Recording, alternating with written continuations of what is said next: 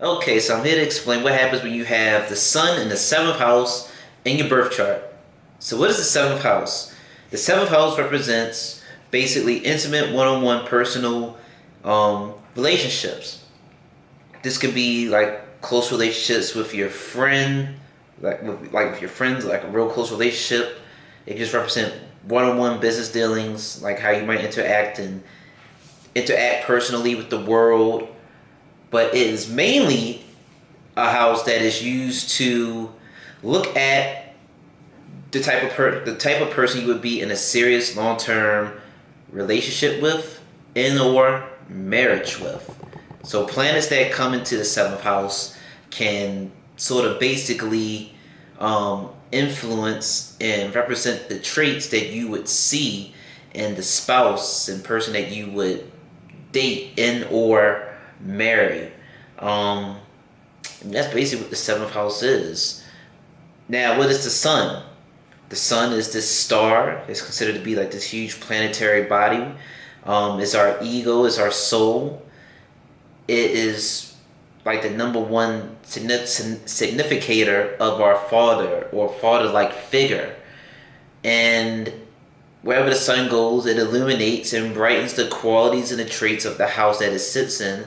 But since it's also this fiery hot planetary body, it also sort of burns and damages the characteristics and traits of the house that it sits in. So when you put the sun into the seventh house, well, this really isn't the best position for the sun for numerous reasons. So the seventh house is a house that is originally ruled by Venus in Libra. And if you don't know, Sun is debilitated in the sign of Libra. Because you see, Sun is this strong, authoritative, masculine, independent, strong-minded, kingly planetary body. And when it goes into Libra, and when it goes into the seventh house, now this strong-minded figure has to be negotiable. It has to work and deal with and be of service of other people and be compromising. And that sort of goes against the sun, who the sun is in its core, you know? It's almost like a kid going back and forth and arguing with their parents. The parent tells them, do this, and the kid wants to, debate and argue and go back and forth, and the parent just be like, I am your parent, I'm the adult, you don't talk back to me, you just do what the hell I tell you to do. That's sort of like the natural energy of the sun. But if you want to go and do business with people, if you want to go sell something to people, if you want to make deals with people, you gotta be willing to bend. Can't be so militant. You gotta sort of compromise and make sure all parties are happy and stuff. You see? So in the seventh house, the sun sort of naturally struggles to do that. Someone with sun in the seventh house, they would bring their ego into the relationship. You see, also another thing is that the seventh house is known as the descendant. Because you see, the first house is the ascendant, and the first and seventh house, they are across from each other. So the first house is the ascendant, which is originally ruled by Mars and Aries, which is where Sun is exalted. And then opposite of the ascendant is the descendant, the seventh house, ruled by Venus and Libra, where Sun is debilitated. So also, the first house is where the sun is rising, and the seventh house is where the sun is setting. So the sun is dying, essentially, when it comes into the seventh house. The ego is dying. The seventh house and the sun being in the seventh house shows you and teaches you that the ego cannot exist in relationships. It cannot exist in partnerships. It must die. It must go. And if not, well, then we would see that with you, because the sun can also mainly represent you.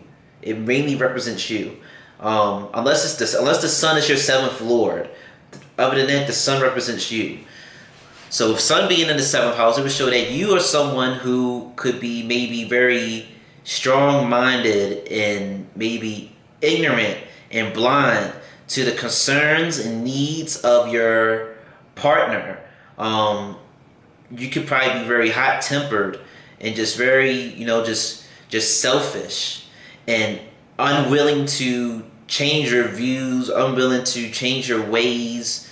And that could really damage and burn in the relationship unless you mature and grow up and realize that you want to have to find a way to still maybe assert your authority and independence, but in a way that's maybe socially acceptable, or in a way that is not so damaging and harming to your relationships and your close friendships with people.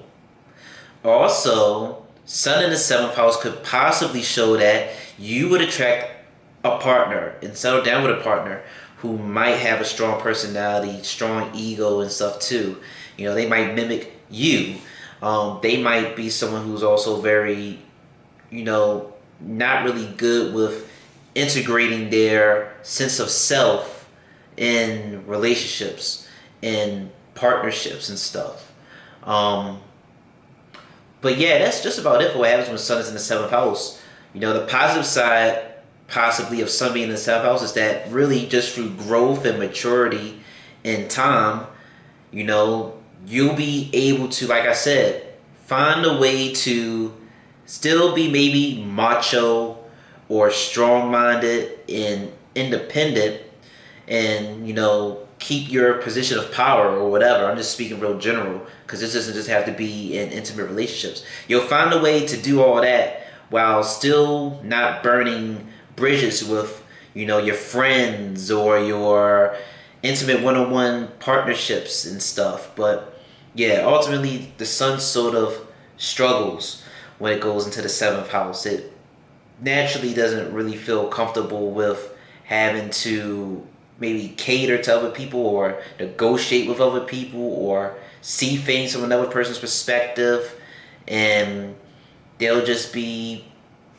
their ego or their selfishness or their strong independence would sort of ruin business relationships, ruin romantic relationships, ruin close platonic relationships.